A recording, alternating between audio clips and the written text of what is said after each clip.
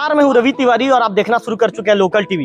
आपको मैं बताना चाहूंगा कि हमने पिछले दिनों एक खबर, आज से 4 दिन पहले खबर चलाया था कि केदारनाथ में यात्रा के दौरान जो एक श्रद्धालु थे, जो देवभोग से एक श्रद्धालु गए हुए थे, उनकी तबीयत अचानक बिगड़ गई थी। उस खबर में हमने नाम का जिक्र नहीं किया था। नाम का जिक्र इसीलिए नहीं किया था क्योंकि जो श्रद्धालु थे, जो झाराबहाल, ये कह सकते हैं कि देवभोग क्षेत्र के जो व्यक्ति थे, झाराबहाल के निवासी थे, वे चूंकि यात्रा पर थे, अपने घर नहीं पहुंचे थे।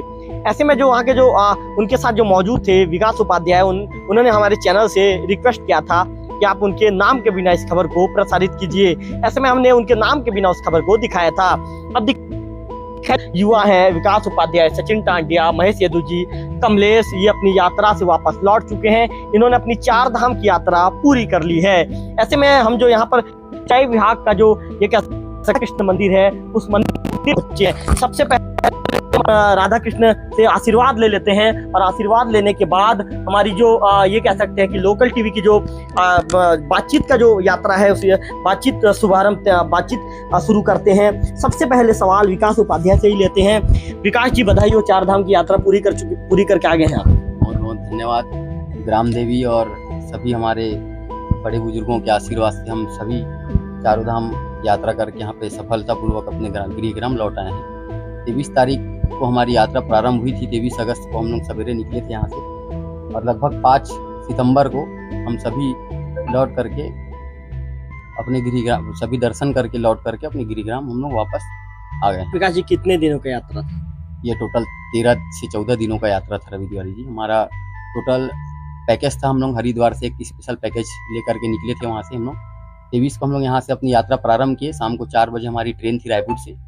ट्रेन से हम लोग लगभग 30 घंटे का सफ़र करके हरिद्वार पहुँचे।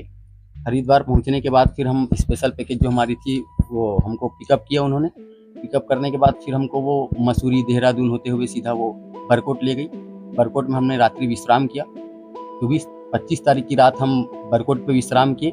26 तारीख को हमारे रजिस्ट्रेशन के अनुसार, जो हमने 4 धाम का रजिस्ट्रेशन करवाया था, उसके अनुसार 26 तारीख की सवेरे हम लोग सभी 8 के 8 यमुनोत्री दर्शन के लिए निकल चले। यमुनोत्री दर्शन करने के बाद सभी वापस आए। उसके बाद हम सभी बरकोट वापस आकर उसी होटल पे रुके, हमने विश्राम किया रात्रि। अगले दिन हम फिर सभी उठे और गंगोत्री धाम के लिए उत्तर काशी को अग्रसर हो गए। रात को हम हल्टिंग उत्तर काशी की, काशी विश्वनाथ भगवान का दर्शन करने के बाद हम वही हल्टिंग की और 28 तारीख की सवेरे हम लोग सभी गंगोत्री दर्शन के लिए निकल गए। गंगोत्री माता का दर्शन करने के बाद पुनः हम लोग उत्तर काशी आकर के रुके। 29 की सवेरे हम लोग फिर सभी बद्रीनाथ धाम के लिए निकले। भगवान बद्रीनाथ का दर्शन हमें 30 तारीख को प्राप्त हुआ। वहाँ भी थोड़ी सी आपदा जैसी घटना थी, वहाँ पर पथराव हो रहा था रास्ते भर। कैसा था बताइए। तो वो थोड़ी सी और बहुत ज़्यादा हाइट पर है बद्रीनाथ भगवान का जो घाटी है वो, और बहुत ज़्यादा राउंड ऑफ है वहाँ पर। आप देखेंगे जिस टाइप से हमारे आसपास में आम पानी की घाटी होती है और सुरहुल घाटी पड़ती है विशाखापट्टनम रास्ते, उससे भी थोड़ा सा हाई पावर घाटी है वो। एक तरफ नीचे बहुत ज़्यादा लगभग 8 से 10 हज़ार नीचे फीट खाई होती है और एक तरफ रोड है। वो रोड के बाजू में आप देखेंगे तो बहुत बड़ी बड़ी पहाड़े और चट्टान है। वो कभी भी किसी भी समय टूट करके गिर जाती है। उसका कोई निश्चित समय नहीं होता है कि अभी गिरेगी, कभी भी गिर सकती है। अब गिरने के बाद फिर जब हम लोग थोड़ा सा, हमें रुकना भी पड़ा था। हम लोग 2-3 घंटा वेट किए वहाँ बद्रीनाथ जाने के रास्ते पे, क्योंकि उस समय पथराव हो चुका था। वहाँ के शासन के द्वारा साफ सफाई किया गया, उस रोड को अच्छे से बनाया गया, फिर से पुनः 3 घंटे में तैयार किया गया। हम लोग सभी बद्रीनाथ धाम पहुँचे। शाम को वापस फिर हम लोग आकर के हल्टिंग की। हमारी हल्टिंग जहाँ थी वहाँ बद्रीनाथ धाम में। और उसके बाद फिर हम 29 तारीख की शाम को, 30 तारीख की सवेरे हम सभी केदारनाथ धाम के लिए अग्रसर हो गए। शाम तक हम लोग पहुँचे गौरीकुंड। गौरीकुंड पहुँचने के बाद पता चला कि रास्ता चालू हो चुकी थी, क्योंकि 31 अगस्त को एक आपदा आई थी वहाँ पर। 31 जुलाई को, माफ़ कीजिएगा, एक आपदा आई थी जिसके कारण गौरीकुंड का जो रास्ता है वो टूट चुका था, पूरी तरीके से क्षतिग्रस्त हो गया था। जो आप अपनी पिछली वीडियो में चला भी रहे, पूरी क्षतिग्रस्त हो गई थी और उसको बनने में लगभग 1 से 1.5 महीने का समय जो है वो लग सकता था। लेकिन वहाँ की शासन ने अच्छी पुरजोर कोशिश की और यात्रा प्रारंभ की। यात्रा प्रारंभ हुआ, हमें भी पता चला, हम लोग बद्रीनाथ धाम से वापस हो रहे थे कि यात्रा प्रारंभ हो गई है, तो हम सभी भी अग्रसर हो गए गौरीकुंड की ओर। 30 तारीख की सवेरे गौरीकुंड से हम अपना रजिस्ट्रेशन, फिर वहाँ जैसे कि 4 धाम का होता है, हम लोग वहाँ रजिस्ट्रेशन अपना दिखाया। रजिस्ट्रेशन हमारा डन होने के बाद हम लोग पूरा प्रोसेस वहाँ पूरा किए। प्रोसेस पूरा करने के बाद हम लोग फिर गौरीकुंड से केदारनाथ की जो 22 से 23 किलोमीटर की पैदल यात्रा है वो हम लोग प्रारंभ किए। लगभग हमने देखा कि उस यात्रा के दौरान 15 से 20 जगह रास्ता पूरी तरीके से क्षतिग्रस्त हो गई थी। बड़े बड़े पथराव वहाँ पर देखने को मिला हमें। सवेरे पत्थर गिरता है वहाँ पर और दोपहर तक वहाँ प्रशासन खड़ी रहती है, उसे साफ करती है। एनडीआरएफ की टीम लगी हुई है वहाँ पे, पुलिस की टीम लगी हुई है और जो ट्रस्ट वाले हैं वहाँ पे केदारनाथ के, वो भी लगे हुए हैं। घोड़ी पालकी अब सभी तरीके से अब यात्रा प्रारंभ हो चुकी थी और हम लोग अग्रसर हुए। 30 तारीख की शाम तक हम लोग पहुँचे केदारनाथ पैदल यात्रा करके। कुछ लोग हमारे जो साथी थे वो घोड़े पर भी गए, कुछ लोग हम लोग पैदल गए। अब जैसे कि हम 30 तारीख को वहाँ पहुँचे तो हमारे आदरणीय बड़े भाई महेश्वर यदु जी, जिनका आपने जिक्र किया था पिछले वीडियो में कि उनकी तबीयत खराब थी, उनका तबीयत खराब था, वहाँ पर अचानक उनका स्वास्थ्य बिगड़ा। तो पहले तो वो खुद नॉर्मल सा लिए कि भाई सर में दर्द हो रहा है, थोड़ा सा ऑक्सीजन लेवल कम है, क्योंकि उस जगह पे जैसे हम केदारनाथ पहुँचे तो वहाँ पे ऑक्सीजन लेवल बिल्कुल पेड़ पौधा है ही नहीं, वहाँ पर बिल्कुल नहीं है, पूरे चट्टानों से घिरा हुआ बर्फबारी वाला जगह है वो। अब वहाँ पर जैसे हम पहुँचे तो अचानक महेश्वर यदु जी के सिर में दर्द हुआ। हमने सोचा नॉर्मली दर्द है, वहाँ पर सामने में ही कैंप था, वहाँ से मैंने टेबलेट लाया और महेश भैया को खिलाया। उसके बाद वो बोले कि थोड़ा रिलैक्स, कैमरे तो देख के बात, थोड़ा रिलैक्स लग रहा है करके। अब जैसे उनको फिर थोड़ा सा रिलैक्स महसूस हुआ तो फिर सभी हम दर्शन किए और वापस फिर होटल पे आकर के हम लोग आराम कर रहे थे। उसी टाइम उन्होंने कहा कि जब अंदर वहाँ पर क्या है, ठंडी की वजह से सभी चीज़ें बंद होती है, वहाँ पर कमरा एकदम सील रहता, लॉक रहता, पंखा कभी वो नहीं रहता, हवा चलती ही नहीं है वहाँ पर। लगभग 40 से 50 किलो का जो हमें बेड में जो रजाई मिला था उसकी वजन थी 40 से 50 किलो। अब उस रजाई को हमने उड़ाया, उन्हें ठंडी लग रही थी, उनको ठंडी चालू हो गई। लगभग 11 से 12 बजे के आसपास उनको ऑक्सीजन उनको थोड़ा कम होने लगी, उनको एहसास होने लगी कि उनका ऑक्सीजन लेवल कम हो रहा है। उन्होंने कहा कि हमें घबराहट हो रही है। उन्होंने जब कहा तो हमने कहा कि डॉक्टर की टीम तो यहाँ पर अवेलेबल रहती है 24 घंटा, तो हम उन डॉक्टर से थोड़ा सा संपर्क कर लें। डॉक्टर से हम लोग संपर्क किए तो डॉक्टर ने कहा कि थोड़ा सा इनकी इम्यूनिटी पावर है वो भी कम हो रही है और थोड़ा सा ऑक्सीजन लेवल भी कम हो गया है, आप इन्हें ऑक्सीजन लेवल दिलवा दीजिएगा सवेरे, अभी तो एक टेबलेट लेके पुनः जाइए और इनको खिलवाइए। फिर एक उन्होंने एक ड्रॉप भी दिया हमें, उस ड्रॉप को भी डाला और एक ऑक्सीजन अलग से दिया हमें डब्बे में, ताकि आप जाके उनको यूज करा सकें। अब रात भर हमने उन्हें ठीक किया, सवेरे हमें भगवान का अभिषेक करना था, हमने अभिषेक किया क्योंकि उस दिन भीड़ नहीं थी। लगभग 1.5 से 2 घंटा हम सभी गर्भगृह में मौजूद रहे, वहाँ पर कैमरा अलाउड नहीं होता है। हम लोग गर्भगृह में मौजूद रहे, सभी ने अभिषेक किया, भगवान केदारनाथ जी का दर्शन किया, बहुत अच्छे से दर्शन हुआ हमारा। उसके बाद जब हम बाहर निकले तो उन्होंने कहा कि मैं होटल पे चाय पीना चाहता हूँ। हम उनको चाय पिलाए, जैसे वो चाय पिए तो अचानक उनकी चाय का कप जैसे उनके हाथों पे आता, वो हाथ पूरा अकड़ने लग गया अचानक और इनकी ऑक्सीजन लेवल बहुत ज़्यादा कम होने लगी, घबराने लग गए। तो हम सभी ने आनंद फानंद में रूम छोड़ा तत्काल, और रूम छोड़ने के बाद हम सभी नीचे उतरने लगे कि हमने सोचा कि चलो 22 किलोमीटर है, नीचे चले जाते हैं ताकि उनका ऑक्सीजन लेवल बढ़ जाएगा। 3 किलोमीटर बाद वहाँ जो गौरी एक भीम चट्टी है, वहाँ तक अगर आप पहुँचेंगे उसके बाद आपको ऑक्सीजन लेवल वहाँ पर मिलना शुरू हो जाता है। तो जैसा हम भीम चट्टी पहुँचने के लिए निकले थे वहाँ से, तो बेस कैंप पड़ता है, जहाँ तक घोड़ा पालकी जो भी है वो वहीं तक छोड़ती है, वहाँ से 1-1.5 किलोमीटर का जो एरिया होता है वो आपको स्वयं पैदल चलना होता है। हम बेस कैंप की ओर अग्रसर हुए तो रास्ते पे हमें एक विश्व हिंदू परिषद का एक निःशुल्क हॉस्पिटल मिला, जहाँ विश्व हिंदू परिषद के द्वारा वहाँ एक टीम बनाई गई है, डॉक्टरी की एक टीम है जिसकी पूरी मेंटेनेंस विश्व हिंदू परिषद के द्वारा किया जाता है। और वहाँ पर उनकी एक टीम मौजूद थी। जाते जाते महेश भैया की नज़र पड़ी उस कैंप में, तो उन्होंने कहा कि कैंप नज़र आ रहा है, शायद हम यहाँ पर जा करके अपनी ऑक्सीजन लेवल को हम बढ़ा सकते हैं। हम लोग सभी वहाँ पर गए और डॉक्टर से चर्चा करने के बाद उन्होंने कहा कि ठीक है, आप ऑक्सीजन लेवल अपना बढ़वा लीजिए। 10-15 मिनट के ऑक्सीजन लेवल बढ़ने के बाद जब उनसे चर्चा हुई तो उन्होंने कहा कि ठीक है, अब लेवल बिल्कुल हम 22 किलोमीटर के नीचे अब सफ़र कर सकते हैं। फिर हम आनंद फानंद में वहाँ से, क्योंकि पैदल चलने की कंडीशन में नहीं थे, तो उनको एक पालकी में हमने बैठाला। पालकी में बैठाने के बाद उनको पानी भी गिर रही थी हल्की हल्की वहाँ पर, तो एक झिल्ली से उन्हें ढक दिया गया। उसके बाद जैसे भी हम बेस कैंप की ओर बढ़े, आधा किलोमीटर ही गए रहे होंगे लगभग हम, और उनकी अचानक और फिर हाइपर होने लगी। वहाँ पे 4 पुलिस वाले खड़े थे, उन्होंने हमें रोक दिया। पुलिस वाले को कहना था कि भाई आगे पथराव हो रहा है, आप लोग को जाना मना है। तो हमने भी कहा कि भैया, पुलिस वाले को हमने बहुत रिक्वेस्ट किया कि सर हमारा पेशेंट है, इन्हें जाना नीचे ज़्यादा जरूरी है, लेकिन उन्होंने नहीं माना। उन्होंने कहा कि नहीं, हमको ऊपर से आदेश है, आप लोग नहीं जा सकते। जो चले गए वो चले गए। हमने यहाँ तक कहा कि हमारे जो और कुछ साथी बचे हैं सर, वो भी आगे निकल चुके थे, क्योंकि हम इनको जैसे बेस कैंप हॉस्पिटल के अंदर लेके गए तो हमारे साथ जो हमारे जो बड़े थे, आदरणीय राजेश तिवारी जी, आदरणीय घनश्याम प्रधान जी, आदरणीय सोनाथ सिंह जी, और हमारे गांव के सिरा महोदय जो अमर सोनी जी हैं, वो भी हमारे साथ मौजूद थे। वो आगे अग्रसर हुए धीरे धीरे और हम लोग रुक गए थे वहाँ पर। हम जब तक आगे निकल पाते तब तक रास्ता बंद हो चुका था पुनः। जैसे रास्ता बंद होने की सूचना हमें मिली तो पुलिस वालों ने हमें मना कर दिया। तो हम जैसे पुलिस वालों ने मना किया, इनकी तबीयत अचानक वहीं पे बिगड़ गई और जैसे बिगड़ी तो हाथ पैर में अकड़न आ गई, इनकी सांस लेने में घबराहट होने लगी इन्हें एकदम अचानक। तो यहाँ पर बैठे मौजूद हैं यहाँ पर सचिन टांडिया और कमलेश नायक जी, इनके द्वारा इन्हें पकड़ करके तुरंत विश्व हिंदू परिषद के उसी कैंप में लेके गया।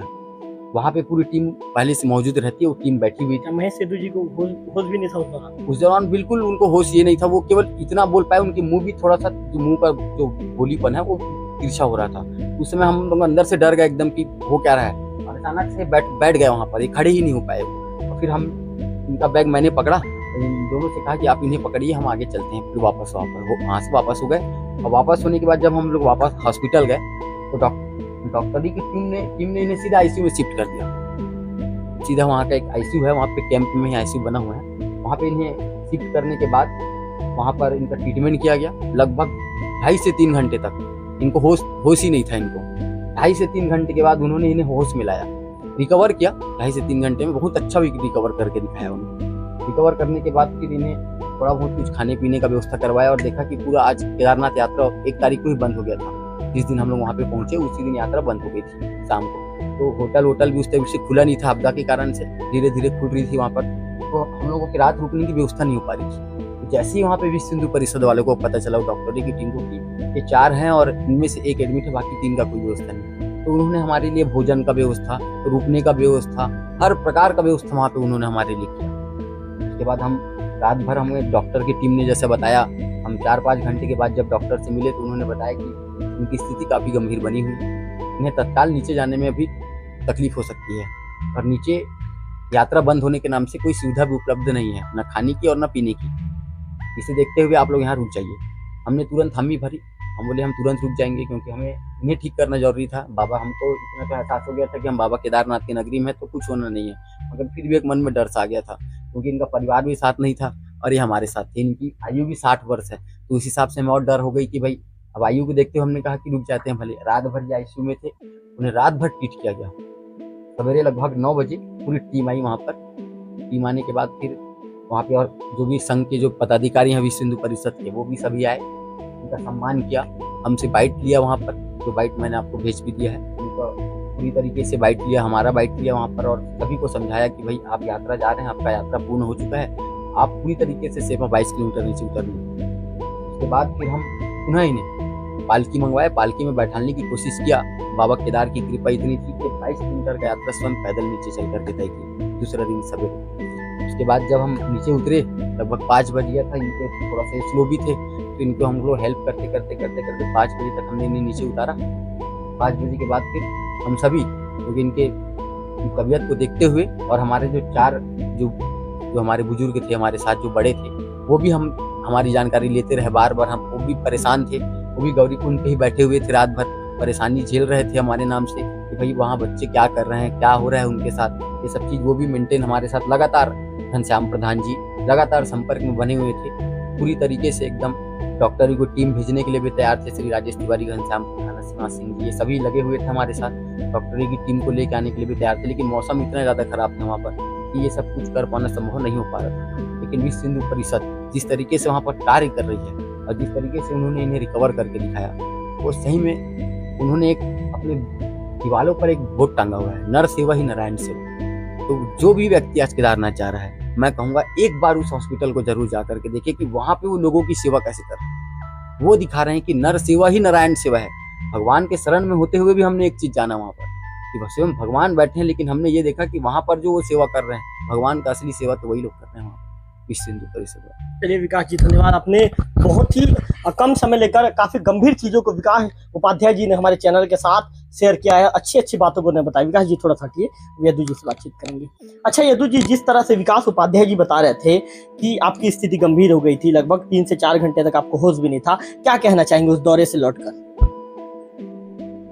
प्रणाम महाराज, मैं लोकल टीवी को सम्मान करता हूँ। मेरा जो उद्देश्य था 4 धाम यात्रा करने का, मैं 3 धाम सकुशल यात्रा किया, 4था केदारनाथ की यात्रा थी। उसमें मैं भी हिम्मत करते हुए केदारनाथ पहुंचा।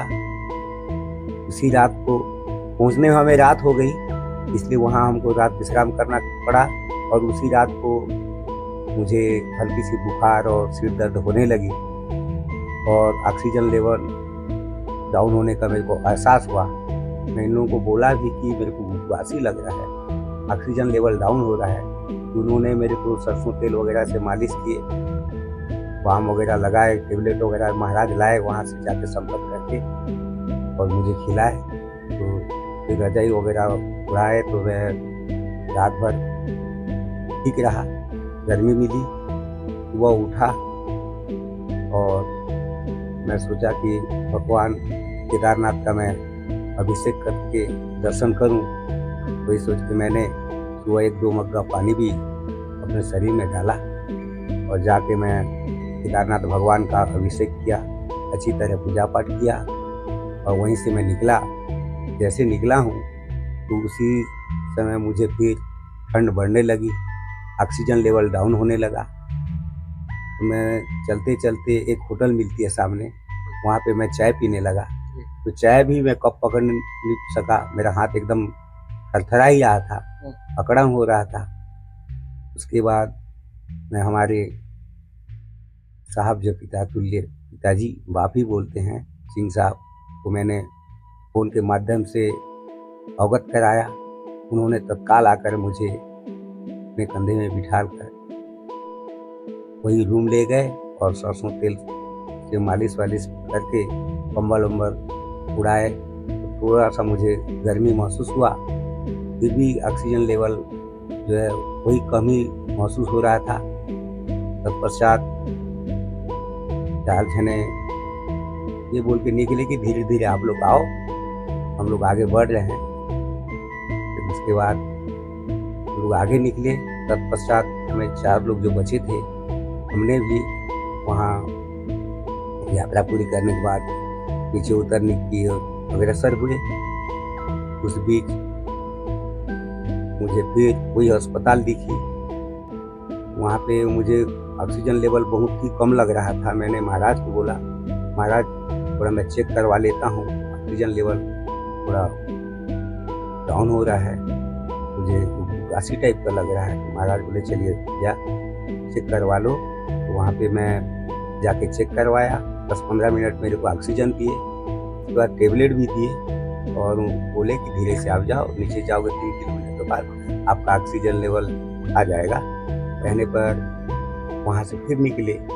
जैसे ही 1-2 फरलांग की दूरी तय किए थे, मेरा अचानक फिर एकदम ठंड बढ़ने लगा और मुंह एकदम सब अकड़ने लगा, हाथ पांव अकड़ने लगा, बात करने की स्थिति में नहीं रहा। मैं वहाँ बैठ गया, हाथ पांव नहीं चला।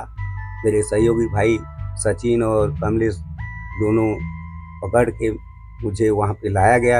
ये उसी समय मेरा होश गायब हो गया और मुझे ऑक्सीजन का भी बहुत ही नाजुक स्थिति में मिल रहा था।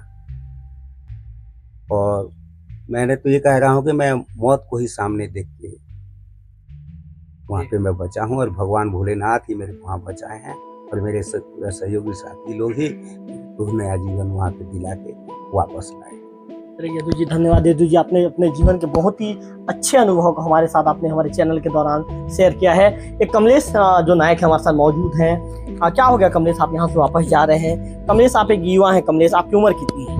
मेरी 26 साल। 26 साल। कमलेश अच्छा ये बताइए कमलेश, आपने 26 साल की उम्र में, बहुत छोटे से उम्र में आपने 4 धाम की यात्रा पूरी कर ली है, क्या कहना चाहेंगे?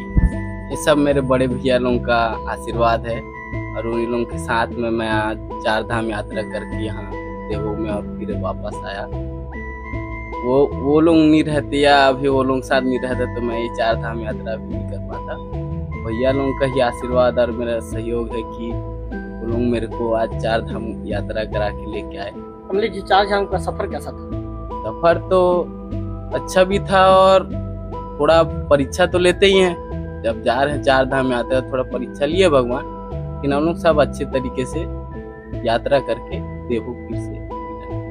तो आप कमलेश नायक को सुन कर अंतिम में बातचीत करेंगे सचिन टांडिया से। क्योंकि सचिन टांडिया के विषय में मैं आपको ये भी बता दूं कि ये काफ़ी अच्छे अच्छे ब्लॉग भी बनाते हैं और सचिन टांडिया ने अपनी यात्रा के दौरान बहुत अच्छे अच्छे ब्लॉग बनाकर अपने व्हाट्सएप स्टेटस पर भी रखा था और इनके व्हाट्सएप स्टेटस के माध्यम से ही हमें पल पल का अपडेट मिल रहा था। सचिन जहाँ भी जाते थे, चाहे वो केदारनाथ का यात्रा हो या चाहे बद्रीनाथ का यात्रा हो, चाहे गौरीकुंड के विषय में हो, सचिन टांडिया हर जगह का अपना एक ब्लॉग बनाते थे। और सचिन टांडिया एक जिंदादिल इंसान है, जिंदादिल युवा है और अपने जीवन के हर पल को काफी एंजॉय के साथ जीते हैं। क्या कहना चाहेंगे सचिन? जैसे मेरे मित्र विकास उपाध्याय और मेरे बड़े भैया महेश्वर यदु जी ने जो बात आपको बताई, अब उसके विषय में तो मैं क्या बताऊं, फिर भी मैं अपने तरफ से और भी कुछ बताना चाहूँगा। क्योंकि वहाँ केदार घाटी में जो पल पल में मौसम जो बदल रहा था, कभी बारिश हो रही थी, कभी बर्फबारी हो रही थी, कभी कहीं पे रास्ते टूट रहे थे, जिसके वजह से हमें केदार घाटी से नीचे उतरने में बहुत दिक्कत हो रही थी। और उस बीच में हमारे बड़े भैया महेश्वर यदु जी का तबीयत खराब होना और हमारे लिए घातक हो गया, क्योंकि हम लोग अपने दर्द को भूल के उनके दर्द में शामिल हो गए। क्योंकि वो सिचुएशन ही बहुत खतरनाक था उस पल में। क्योंकि वहाँ पे सिर्फ हम केदार घाटी में 15 से 20 श्रद्धालु ही वहाँ केदार घाटी में फंसे हुए थे, बाकी सभी यात्री सुरक्षित नीचे गौरीकुंड उतर चुके थे। जिसकी वजह से हमें एक रात वहाँ पे दोबारा रुकना पड़ा और सुबह भैया को डॉक्टरों की टीम ने अच्छे से ट्रीट किया और उन्हें छुट्टी दिया, तभी हम लोग गौरीकुंड नीचे उतर पाए। अच्छा सचिन, ये बताइए, हम फोटो में भी देख रहे थे, जो फोटो आपने हमें शेयर किया था, उस फोटो में जब आप लोग नीचे उतर रहे थे तो चट्टान गिरकर सड़क में आ गई थी, हमने देखा था।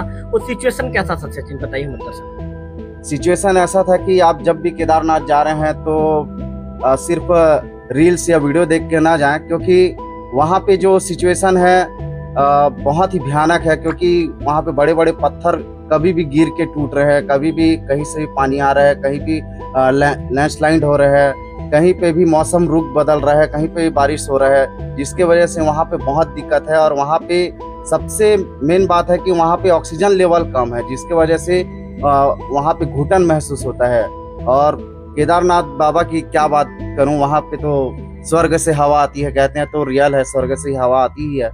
फिर भी हम इंसान हैं तो जिसके हमको ऑक्सीजन की ज़रूरत पड़ती है, जिसके वजह से वहाँ ऑक्सीजन लेवल कम है। क्योंकि वहाँ पे पेड़ पौधे नहीं है, जिसके वजह से वहाँ पे हॉस्पिटल बीच बीच में बेस कैंप बनाया गया, जहाँ पे लोग अपना ऑक्सीजन लेके आराम से अपना स्वास्थ्य जांच करा सकते हैं।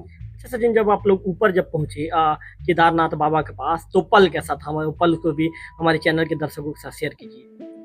जब हम लोग केदार घाटी सुबह 8 बजे निकले थे गौरीकुंड से केदार घाटी के लिए, तो हम लोग एक एक पल को महसूस कर रहे थे। सचिन, गौरीकुंड से केदारनाथ का जो ये है दूरी है, कितना किलोमीटर पैदल चलना? पहले तो 18 किलोमीटर था और अब नया रास्ता बनने के कारण 23-24 किलोमीटर हो गया है नया रास्ता बनने के कारण, जिसमें अभी थोड़ा कठिन ज़्यादा है क्योंकि चढ़ाव बहुत है रास्ते में और बीच बीच में रास्ते में बहुत सारे पत्थर टूट टूट के गिर रहे हैं ऊपर से, जिसके वजह से रास्ते बार बार टूट रहे हैं, जिसे शासन प्रशासन बार बार बना रही है, बार बार टूट रही है, जिससे बहुत परेशान है वहाँ के शासन प्रशासन। अच्छा सचिन, आप बता रहे थे कि जैसे आप लोग नीचे उतर रहे थे उस दौरान जो लैंडस्लाइड जैसी स्थिति भी निर्मित हो रही थी, तो क्या आप लोगों के मन में क्या कुछ चीजें डर थी क्या? कुछ चीजें डर आपको सता रही थी क्या कि कैसे नीचे उतरेंगे? डर तो इसी बात का नहीं था, सिर्फ भैया का ही स्वास्थ्य के वजह से हम लोग ज़्यादा परेशान थे, क्योंकि वहाँ पे जो NDRF की टीम थी, वहाँ शासन प्रशासन जो पुलिस वाले थे, ये सब हम लोग का सहयोग कर रहे थे। क्योंकि वो जो देवभूमि कहा जाता है ना, वहाँ के लोग ही सच में देवता थे, क्योंकि वहाँ के लोग हर कोई बहुत अच्छे से हम लोग के साथ व्यवहार किए, हम लोग के साथ हम लोग का सहयोग किए, हम लोग का साथ दिए और हम लोग को अच्छा सुरक्षित हम लोग गौरीकुंड तक पहुँचे, जिसके वजह से आज हम लोग देवभूमि में सही सलामत जीवित हैं और आपके चैनल के माध्यम से बात कर रहे हैं। अच्छा सचिन, मैं फोटो देख रहा था जिसमें आप पीछे फोटो और वीडियो बनाते नजर आ रहे थे और आपके जो मित्र हैं विकास जो यदु जी हैं, महेश यदु जी को एक हाथ को पकड़कर नीचे उतार रहे थे। मैं देख रहा था कि बड़ा बड़ा चट्टान वहां पर नजर आ रहा था सड़क में। वो पल कितना सचिन आप लोगों के लिए पल कितना ज्यादा कठिन था, वो यात्रा कितना कठिन था, उस पल को हमारे दर्शक जानना चाहेंगे। हम लोग तो 1 तारीख को केदारनाथ गए थे, मगर दूसरे दिन 2 तारीख था, उस दिन हमें वापस आना था, पर हम लोग उस दिन वापस नहीं आ पाए क्योंकि उस दिन मौसम के कारण बहुत बारिश हुई और बहुत बर्फबारी हुई और बहुत सारे रास्ते टूट चुके थे, जिसके कारण हमें नीचे जाने के लिए हमें मना किया गया था। फिर भी हम लोग जाने वाले थे, मगर भैया का स्वास्थ्य ठीक नहीं होने के कारण हम लोग को वहाँ रुकना पड़ा और दूसरे दिन हम लोग को वहाँ से निकलना पड़ा, जिसकी वजह से उस दिन यात्रा भी बंद था और सिर्फ हम ही लोग थे जो केदार घाटी से गौरीकुंड तक के नीचे वापस आए। तो आप सचिन टांडिया जो है, युवा सचिन टांडिया, उनसे हमने बातचीत की, हमने विकास उपाध्याय से बातचीत की, हमने महेश यदुजी से बातचीत की, हमने कमलेश नायक से बातचीत की और अंतिम में हमने सचिन टांडिया से बातचीत की। चारों लोगों ने अपने अनुभव शेयर किए। महेश यदुजी ने ये तक कह दिया कि मैंने अपने मौत को करीब से देखा है और मैं अपने मौत को करीब से देखकर वापस लौटा हूँ। ऐसे में सभी ये कह रहे हैं कि बाबा केदारनाथ के आशीर्वाद से आज हम सभी लोग, जो 8 लोग जो गए हुए थे, चूंकि यहाँ पर जो 4 लोग हमारे साथ मौजूद नहीं है, 4 लोगों ने अपने अनुभव शेयर किए हैं। घनश्याम प्रधान जी का तबियत खराब होने के चलते वो नहीं पहुंच पाए। राजेश तिवारी जी से भी हमने संपर्क किया था, उन्होंने भी समय नहीं दिया। इसके साथ साथ जो सिरा है, ये कह सकते हैं जो सोनी जी हैं, उनसे हम संपर्क नहीं कर पाए थे, उनसे संपर्क नहीं हो पाया। और असनाथ सिंह जी एक अधिकारी हैं और अधिकारी के तौर पे अपनी सेवाएं देने के लिए अपने दफ्तर गए हुए हैं, जिसके चलते वो भी हमें नहीं मिल पाए। ऐसे में 4 लोगों ने हमारे साथ अनुभव शेयर किया है। हम चारों को लोकल टीवी की तरफ से धन्यवाद ज्ञापित करना चाहेंगे। और इस खबर को दिखाए जाने का उद्देश्य ये है कि 4 धाम से जब युवा लौटे हैं तो युवा क्या कहना चाहते हैं, युवाओं का क्या अनुभव रहा, इस बातों को हमारे दर्शक जाने। चूंकि हमारे दर्शक भी चाहते थे कि इस खबर को बनाएं। हमारे 8 से 10 दर्शकों ने हमें फोन करके स्पेशल कहा था कि भैया तिवारी जी, आपसे हमें उम्मीद है इस खबर को दिखाइए। ऐसे में इस खबर को हम उसी उद्देश्य से आज बनाकर तैयार कर रहे हैं। कैमरा पर्सन विक्की के साथ रविकांत तिवारी, लोकल टीवी, देवभोग।